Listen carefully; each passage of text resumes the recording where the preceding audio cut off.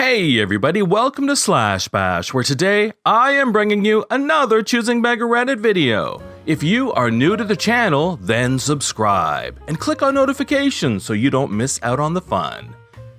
In our first story, a Choosing Beggar entrepreneur wants our OP to use his employer's resources, endanger his job, and risk being charged with theft to make a buck. Sounds like a good business plan. Let's jump right in. I was reminded of a job I got pitched a few years ago. I'm a research librarian, tenure-track faculty at a top 10 public university. They were a startup that sold research services to college students. Basically, their marketing was research is so dumb. Research is a waste of time. Libraries are totally boring. What they wanted is for college students to hire them to do research for them. They wanted people who had experience, and I was looking for a little extra cash, so I sent in my CV. First, I had to explain what librarians actually do, which basically blew their minds. Actual quote, "I went to college and I never even went into the library." They were all young 20-somethings. Then they pitched me their great idea. I would do this research while at work, using databases paid for by my employer, and I'd be paid a whole $1 per citation. First of all, when a university subscribes to a database, we sign an agreement with the publisher that the database and its contents will only be used by authorized users. So it would be a violation of that for me to use a proprietary database and could result in me losing my job and the loss of the subscription for the university. And if I started downloading massive amounts of articles, I could be charged with theft. And a good search, depending on the topic, can take a while to set up, then you have to run it and modify it, then you have to scan the abstracts. I've done searches where it's taken me weeks to refine the strategy that have returned 1,000 plus citations that I have to go through manually for relevance. So I informed him that A, his idea was illegal, and B, he was not going to get a professional for $1 a citation, and students could just go ask for help at the reference desk and the librarian would help them do it there. Now, I've never used this word before, but he was gobsmacked that I didn't think this idea was the most fabulous thing I'd ever heard. I pretty much laughed at this 21-year-old soon-to-be tech billionaire and turned it down. He called me a few times in the next few weeks, begging me to take the job and asking my advice. Shortly thereafter, the website disappeared.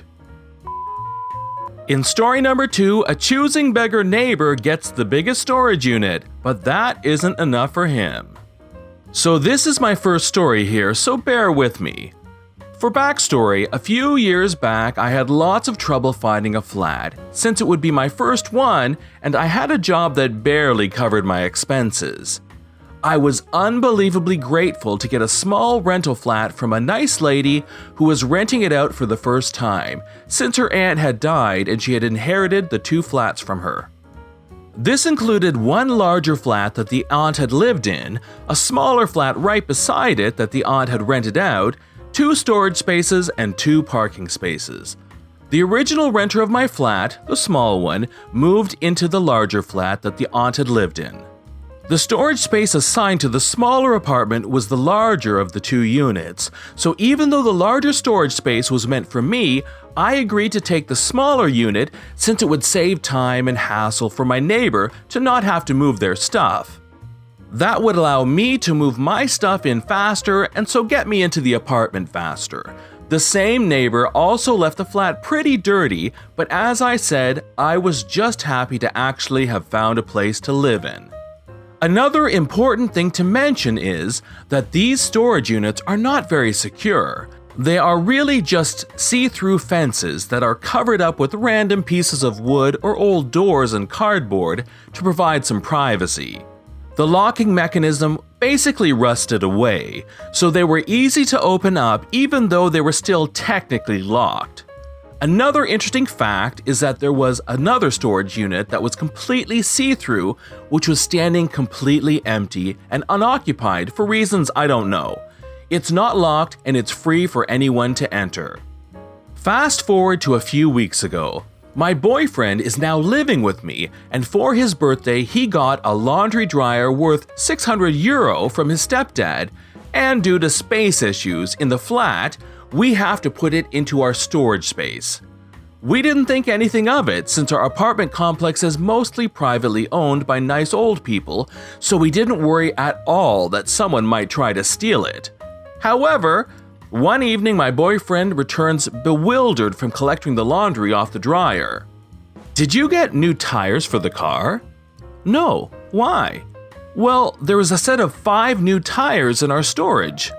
After a bit of investigation, we see what happened. Someone had removed the chain that semi-fixed the rusted lock, moved our new €600 dryer aside further into the cramped storage, put their new set of tires in, and reattached the chain.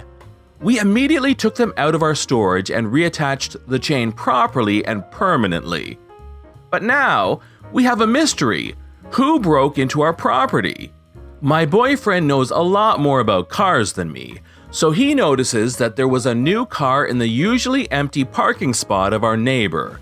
It looked like he had gotten a new car. The tires for the new car are the same size as the ones that appeared in our storage. So my boyfriend knocked at my neighbor's door and asked if he might have noticed someone breaking into the storage units last night. The neighbor actually had the audacity to tell him that it was in fact him and that he wanted to notify us, but he forgot about it. He said that his storage is too messed up and our storage would have been his storage anyways, so he figured it would be okay. When asked why he didn't just put them into the free unit, he told my boyfriend that anyone could access that. Why he thought that nobody would be able to enter our storage the same way he did was beyond me. I was livid when my boyfriend started to tell me about this, but he wasn't finished recounting their conversation. My boyfriend is a fast-thinking person who, if needs be, is able to think up excuses and make up points in no time at all, right on the spot. So, in order to give our neighbor a little lesson, he told him, "Oh, then you'd better collect them from in front of the storage unit fast. We've put the tires in the for free section on Facebook. There have already been 2 people who've said that they are interested." Apparently, our choosing beggar neighbor went pale in the face at this point. My boyfriend promised to take down the advert that never existed in the first place, but only if he would remove his tires from our storage right now. Even though I would have liked to have gone crazy at our stupid neighbor, I ended up having a fun laugh at his expense, and when I checked 2 hours later, the tires had vanished from in front of our storage unit.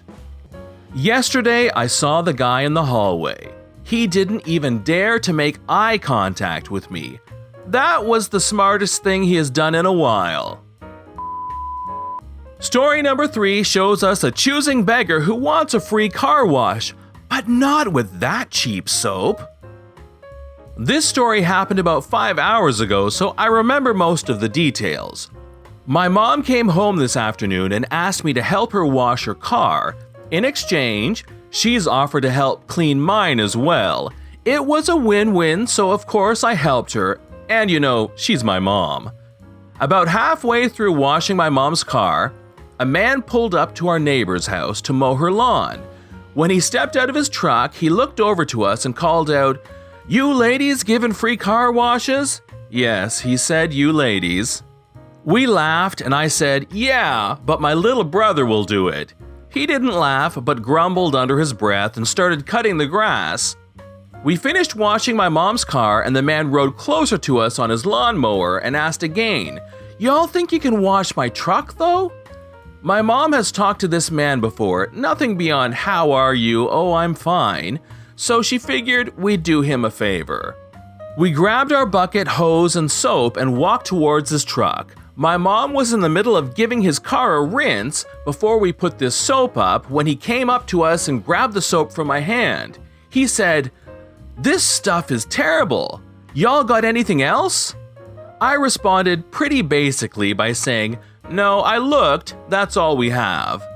Obviously, I wasn't going to be a smartass saying something dumb, considering it was a big, probably 6'5", 250-pound guy versus me, my mom, and my 9-year-old brother. So he asked, "Can y'all go down to the hardware store and get some more?" My mom kinda laughed and said, "Well, I'd have to wait until payday." The man wasn't happy and dug in his pockets for a second, then said, "I have like $3. I had to bite my tongue to hold back saying something stupid, so my mom said, "Well, I'm sorry, but since you don't like the soap we have, we won't be able to wash your truck."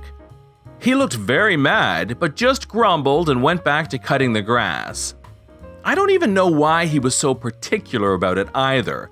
He had a beat-up Ford, probably 2004 truck that had more dents than a golf ball. He left about 30 minutes later, and my mom had quite a laugh about it. This is John from Slash Bash. Thanks for watching. If you've enjoyed the video and want to see more of them, then please hit that subscribe button. We'd love for you to drop a like, share it with your friends, and we will see you in the next one.